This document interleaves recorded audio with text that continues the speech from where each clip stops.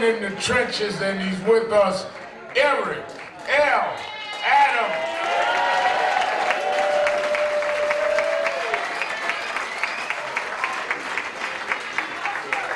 Appreciate you so much. I appreciate the House of Justice. And, you know, nothing I think is more wrong than when you use your skills and your professional abilities and not let them reflect into your personal and professional life. I had a conversation this morning at BAM at our annual event. I just really want you to understand, just in a brief context, life is about definitions. And I shared with the audience this morning, you know, there's a skill you learn as a law enforcement officer. You learn how to do investigations, and you allow the facts to take you where they are and just deal with the facts. As they used to say in Adam 12, they used to say just the facts, man. And so the definition of crisis is important. Everyone was talking about these various conversations that's impacted not only our city but our country. This country is great at resolving crises, one of the best on the planet. But the definition of crises in America is anything of a dangerous proportion that does not take place in the black and brown community. That's the definition of crisis. So when crack was rampant, when in South Jamaica, Queens, in Harlem, in the South Bronx, when we saw young girls selling their bodies at $5 a vial, when we saw black mothers standing online to get into their public housing apartments that drug dealers were controlling, when we were painting crack houses and saying that this is a major issue, the country and the city said it was just an incident. But when opioids spilled over into the suburban counties, we went from something being just an incident to a major crisis. We saw the governor, we saw the state houses, we saw the president start initiating actions to deal with opioid.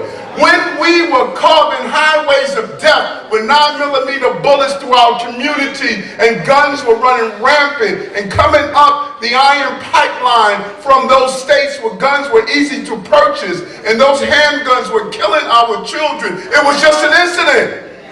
But when AK-47s and assault rifles went into suburban counties and started killing young children, it became a crisis.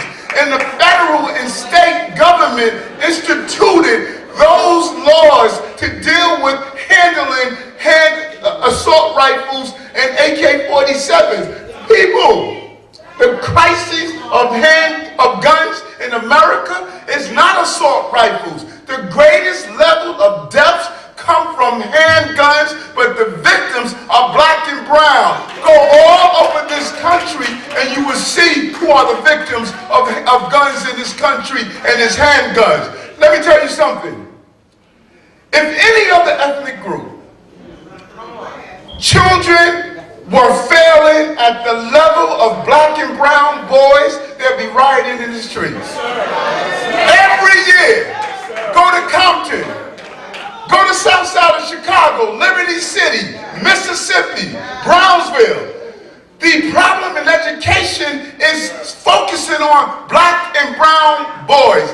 Either they have a mutated gene that they can't learn, or the system don't want to teach them, or folks are profiting off the dysfunctionality of the educational system of black and brown boys. It's not a crisis. We can fix this anytime. This is not a crisis. Doesn't stop there. Infant morbidity. Black women are dying, you heard it, 12 times the rate of white women.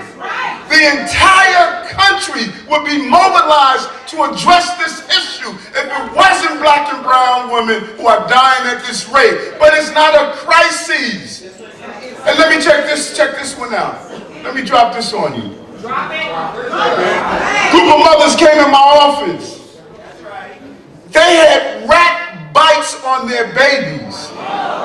Their babies were traumatized. They would wake up in the morning and turn on the lights, and the rats were scurrying out of the cribs. They were opening the cabinets and nitre coming through the stove. We're not talking about mice, we're talking about rats. And I said, I'm going to look over the country and find a way that we can start dealing with this major rat infestation.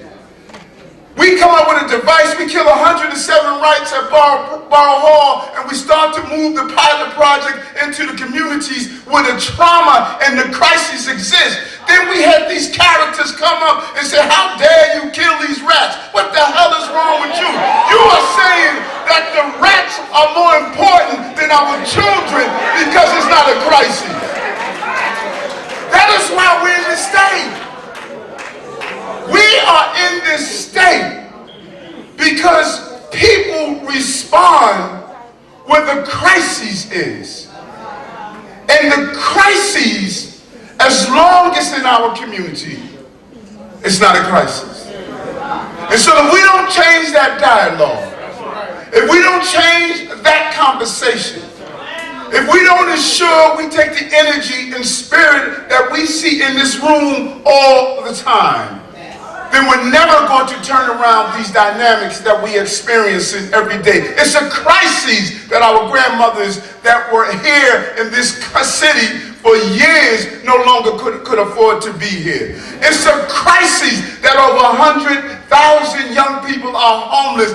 85% are persons of color. 400,000 are homeless families. That is a crisis. But we have to talk about it. And that is what this is about right now. Not allowing other people to define and treat you differently. You matter. And that's what NAN is about. That's why I signed to be on this board. That is why I stood with this family. That is why we will continue to fight together. That is who I am. And I'm unapologetic. And if you know the spirit and energy of Dr. King, he did not allow others to be comfortable while everyone else was living in horrific conditions. If you are uncomfortable with raising these issues, then you just have to get over it. Because you are not going to enjoy this city and watch the displacement of the people who made this city. You were waking up to gunshots and not alarm clocks, and you stayed. You were here before Starbucks. You were here before others came and decided they wanted to be part of this city. Folks are not only hijacking your apartments and displacing your living arrangements, they displace your conversations and said the things that are important to you are no longer important. And they decide what's important and what's not important. Go back to Iowa, you go back to Ohio. New York City belongs to the people that was here and made New York City what it is. And I know I'm a New Yorker. I protected this city. I have a right to put my voice in how the city should run. Thank you, man. Thank you, man.